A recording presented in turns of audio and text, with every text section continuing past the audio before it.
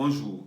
Communiquer, ou selon le latin communicar, c'est l'action d'établir une relation avec autrui, aussi de transmettre quelque chose à quelqu'un, des informations comme des connaissances. Plus loin, un critique soutient que apprendre à s'exprimer ou même s'exprimer correctement, c'est développer en nous de grandes compétences orales et conversationnelles qui renforcent notre image personnelle et professionnelle.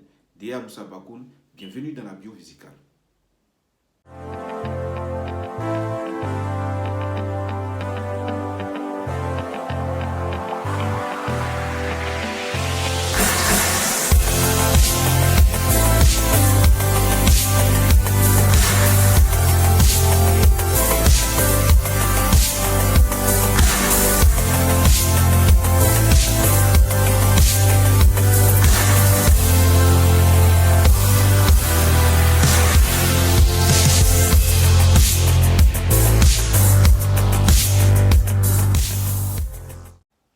Dans sa mission de susciter des prescriptions et vendre, le délégué ou le visiteur médical se doit d'être un excellent commercial et maîtriser toutes les techniques de la communication. Pour y arriver, il lui faut non seulement maîtriser sa zone d'activité, mais aussi et surtout connaître le pharmacien ou le médecin qu'il vient visiter. Naturellement, cela m'amène à vous parler de la théorie de ce monsieur.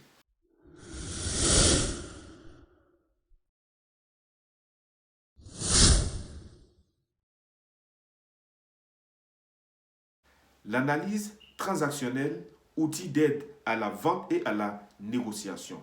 En effet, Eric Berne, médecin psychiatre dans les années 50 à 70, inventait sa théorie qui s'intéresse à la personne et à la communication. Alors, pour la petite histoire, Berne s'est aperçu que ses patients se comportaient différemment. Parfois comme leurs parents sans s'en rendre compte. À des moments, ils avaient des comportements enfantins et à d'autres occasions, se comportaient comme des adultes responsables. L'analyse transactionnelle lui a donc permis de mettre en évidence différents types de comportements et adapter une communication adéquate.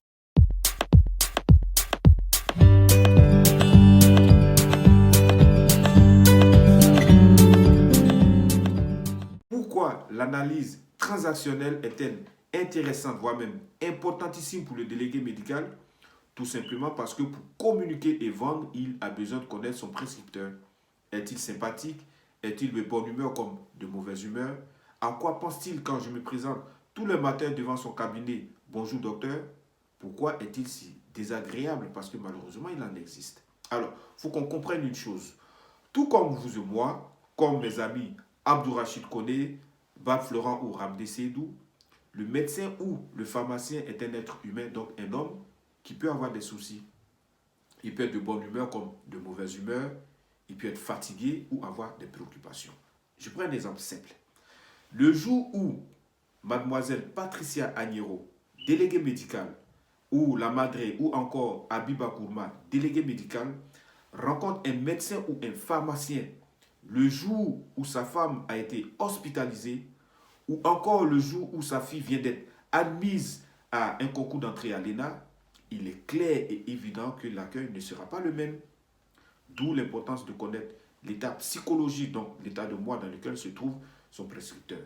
Et une fois que cet état de moi est identifié, le délégué médical pourra alors utiliser un registre d'expression, d'attitude ou d'argument qui correspond aux attentes de celui-ci pour mieux négocier et vendre.